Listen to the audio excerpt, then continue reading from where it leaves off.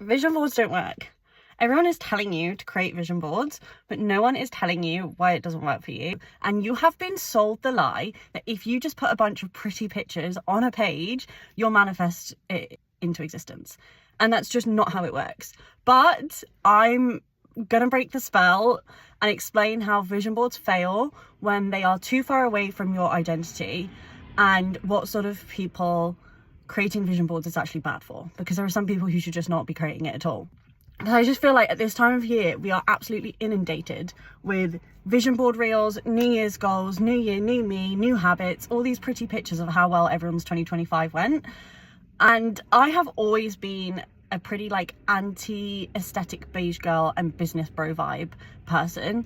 And it is scientifically backed. Firstly, I believe that you should just be yourself, not a carbon copy of somebody else who's already done it a way that works for them and looks good. Because authenticity and your voice is the only thing that can make you stand out on social media. And two, because you are being hooked in by the psychological attractiveness halo effect, which essentially means that as humans, we trust things that look good and look pretty. Not because they're credible, but because they're pretty, including people. But that doesn't mean that it works. And for business success, it's important to remember that your message, your value is what carries you long term, not being pretty. And I know that this is something that my clients value massively, in that they know that their voice is the most essential part of their business. I know there will be people out there who have been making vision boards for years and they haven't worked, or at least they do the process like mentally because you've been too worried to like say your goals out loud, because accountability shit. So firstly, vision boards will not work if you are creating something that is unrealistic. Because, and I don't want to be a dream crusher here, but because I want you to dream big, but psychologically, dreaming too big harms you, because it creates this psychological tension called cognitive dissonance, which is essentially a mental stress where you try to hold two conflicting beliefs, and that can just be two opposing beliefs, or that can be oppositions in terms of where you hold those beliefs. So if your mind is saying one thing and your body is saying another thing. So for example, you might say, I'm a millionaire, or put that on your vision board. And if you are 50k in debt and you have no job and you have no means to become a millionaire and you have no idea how you're going to get there, you're actually setting yourself up for failure. And I'm not telling you that you cannot be a millionaire. I think anything is possible for anyone. But I am telling you how to succeed and not sabotage yourself in the process of getting there. And this is actually one of the big downfalls and toxic traits of social media, because I can't tell you how many people I know and have seen create their vision boards retroactively. So they have gone through their photos for the year and they've gone, where have I been? What have I done? What looks good to the outside world? And then they have created a vision board that matches those images. But the problem is, like, beyond the fact that they're creating this false facade to the outside world and everybody thinks that that's their life and that they've manifested all of these things, they are creating huge distrust in themselves by doing it. And I do not recommend that at all. So beyond that, the second thing is, which is the hard truth that I really had to learn, you are focusing on the wrong thing. Like, stop obsessing about the outcome, because you'll have heard in the manifesting space, like, release attachment to the outcome. And what they don't tell you is how. And I am not here to freaking gatekeep, so I'm going to tell you.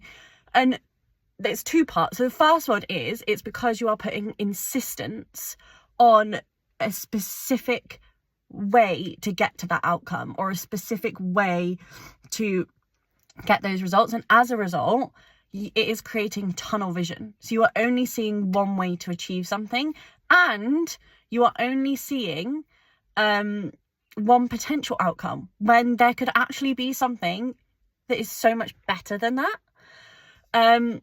Two, this leads into it. This might sound freaking ridiculous, but manifestation requires action. I had this concept in my head for the longest time that if I just visualized what I wanted and held on to the energy of the thing and the feeling of the thing, that I would get all that I wanted. And that is not how it works. And Mel Robbins, on one of her podcasts, quoted that UCLA did some psychological research about this. And the result was, don't visualize the end, visualize the steps and the actions that you're going to take in order to get there. And this is the really unsexy part, but you have to visualize, like, how am I going to make that goal achievable with how I spend my day? What version of myself do I need to step into? That's what people mean. Like, what actions do I need to be taking? What are the things that I need to be doing? And maybe I'm just really slow and I hadn't taken that inference from these things, but I feel like I need to say it out loud because it took me years to get to this understanding. And I can't believe that I'm the only one. Manifestation without action is literally just fantasy. So we're just going to drop that there. And I will share the action steps that you can take from this for creating a vision board. But first, I want to talk about the people for who both of those things is pointless for. Even if you do it all perfectly, because I used to be one of them. And if you came from chaos, if you came from internal uncertainty as a child, if you came from trauma, and trauma is something that happens within you, not what happens to you, vision boards will not work for you. Because some nervous systems cannot future plan at all. And stay with me, because if you are living in survival mode as a result of trauma that you have encountered, not necessarily physically, but emotionally and mentally, you might be struggling with this part and wondering why. You can look at other people, and every time they say that they've achieved this thing and they've been to this place that they had on their vision board, it makes your blood boil. And there's just something that you cannot explain within you that says, like, makes you feel so mad, thinking like, what the hell do you mean? You want a Maserati, you want to be making £1 million a month, and I'm here just trying to survive my internal world. And you probably feel so disconnected from people, and you don't feel like you're ever going to connect with them. You feel lonely, you feel sad, and you feel like you're just forcing yourself to move through motions every day that are meant to be like socially acceptable, and there's the things that you're meant to be doing. So if you resonate with any of that, like this is for you. Because I can speak for this, because I was here emotionally. Like, I couldn't even envision what future I wanted for myself. Like, I had no goals, let alone make it concrete by putting it on a piece of paper, or even fathom sharing it with the world. It's just something that I would have never done. And my goals would have genuinely been survive this week. Like, so the whole process of vision boards felt like absolute bullshit to me, but there's science behind it, and it is explainable, and it is overcomable. And I want to break it down for those people as well, because it's perfectly possible. And visualization is such an incredibly powerful psychological tool, but under the right conditions. So I want to mention something that I saw in a podcast, The Diary of a CEO, Dr. K. He referred to this concept of being trapped in survival mode and not being able to plan for the future as the loss of the future dimension. So if you grew up in trauma, your nervous system literally became attuned to surviving the now. So either if that meant physically your parents didn't have enough money and they weren't able to provide like stable housing, or if your safety revolved around your parents' mood, or emotionally if you tried to express yourself and you always got shut down. Men of the 80s and 90s, I am speaking to you. When you are worried about any of those things happening, having food on the table, being safe, according to Maslow's hierarchy of needs, which is essentially levels of needs and that we cannot reach unless we have fulfilled certain needs prior to that, we cannot be contemplating future goals, self-actualization, purpose, all of these things if your basic physiological needs of shelter, food, warmth are not fulfilled. It is not possible. And safety comes on that list too. If all of those things happened, you didn't get the privilege of planning for the future, which is really freaking sad. But while the rest of the world is like planning for their marathon training, planning their next Hyrox race, or trying to reach their next income goals, even if you feel physically safe, if your nervous system does not believe that you are safe because it is attuned to old patterns, it does not matter how hard you try, you will not get there, because there will always be something that will come up that will sabotage you or block you from getting there. So rather than focusing on also trying to train for a high rocks race, like, trust me, I've been there, I'm also there, I do want to train for a high rocks race, you need to figure out how to become a hybrid athlete in existing in the real world, like right now, in just day to day as a human, where people get their privilege to be able to do that without worrying about emotional or mental safety, and be working on improving your nervous system at the same time. And I know also this comes with the caveat of people seeing vision boards and being like, but I'm more intelligent than that person and they've achieved everything on their vision board. And I don't think that their nervous system is healed. So how have they achieved it and I haven't been able to achieve it? And the difference is survival strategy of fight, flight, or freeze or fawn. Because there are some cultures that reward self-promotion, and then therefore their flight looks like confidence. For example, in the US and the Canada, and I actually made this realization on a first date, their culture is revolving around over-functioning, which is framed as ambition. Whereas there are cultures that reward self-deprecation. In those cultures, freeze looks like having good morals and being virtuous. For example, in the UK, staying small is considered to be humble, which is a value that people like to see in the UK for some reason. Neither is actually healthier, they're just different survival adaptations. And some of us were encouraged to go and get more and hustle their way out of the pain that they're experiencing in their nervous system, which is why on the outside they're achieving, whereas others were encouraged not to need anything at all and they freeze their way into safety. And I did the latter, and I've had to learn how to work my way out of that position. And hustle culture, of which the world, or at least the Western world, functions on, rewards flight, which is why it also often rewards men more. And we're not going to go into the patriarchy here because that's a whole story for another day. But that is why it is perfectly possible for people to hustle their way to 6 and 7 figure businesses. And quite often that's the majority of people that I work with. But here's what people miss is that some people can force their goals into reality through discipline and through, well, actually, I'm not going to call it discipline, through toxic fuel and through pressure. But it doesn't mean that they're happy. It doesn't mean that they're fulfilled. It just means that their survival strategy is to move, not to stop, which is where when I come in with sort of the content side of things, I help them stop doing so much so that they have the space to heal their nervous systems.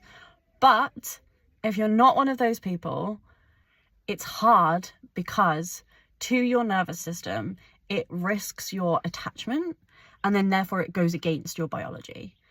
And when success threatens connection, the body learns to stay still. And when achievement results in earning love, the body learns to run. And if you're in either one of these parties, like flight or fawn, and you kick yourself wondering, like, what the hell is wrong with me? There's absolutely nothing wrong with you. And I really, really, really want to emphasize this because it's the feeling that I went through myself. But the trauma you faced, albeit really sad that you had to go through that, it will have produced and created skills within you that people who haven't experienced trauma could only dream of. And you are perfectly capable of following your dreams too. Sometimes you've just got a little bit more work to do to get there because you haven't had the same foundation that they have. Imagine trying to build a house on a wonky foundation. You've just got to build that bit first. And so I want to let you know as well, it's not a mindset issue. And I think this is the trap that a lot of people get into. They go, it's just a mindset thing. I've just got to get over it. I've just got to, No, sometimes your biology is literally fighting against you and you have to listen and you have to figure out what that thing is that is stopping you, because you may fight it for a certain amount of time, but there will always come a way that will come around and bite you on the ass. And I'll go more into which attachment style on the basis of how you learn to connect growing up leads to which survival strategy in my LinkedIn post tomorrow. So if you want to know what they are, then go and connect with me, or make sure that you have a look tomorrow. But for those of you who have not had the privilege of planning, I promise you vision boards and achieving everything on your vision boards are possible, but you need to start with some different steps from people who are already there. So 1, you have to get yourself physically safe. Dr. K mentioned this, and so I'm going off the back of that. This is why like homelessness hits me so hard, but they are in a position that we can't even possibly fathom, and immediately puts them in survival mode without their basic needs being fulfilled. That is something that it can't go into it. I literally cannot speak on that anymore because that's a whole different topic. 2, you need to get yourself financially safe. Do not sacrifice your safety of income or housing or life or basic needs to invest in a new coach that you think will get yourself to the next income level, because it is sabotage. And like with all investing, and this is definitely not financial advice, if you can spend it and have all of that money disappear and you still be okay with it, go for it. Otherwise, don't. Find another way. And 3, get yourself emotionally safe. And this is a big one because half the population, I don't think, even knows what this means. And it's become a bit of an unfortunate buzzword, like new year, new me, new like resolutions, all of those things. But this is why I talk about nervous system regulation so much, because you're being able to regulate your emotions and being able to regulate your nervous system goes hand in hand. And it is an invaluable tool that has literally taken me from being chronically anxious and suicidally depressed to literally the happiest and healthiest and most securely attached version of myself. I think that's the biggest flex, I'll be honest. I think that's the biggest flex beyond like having a load of money or having a boat or like whatever. Actually just being able to be happy in yourself. Like, what? And heck, like if you are in that position right now and you haven't got those 3 things, put those things on your vision board.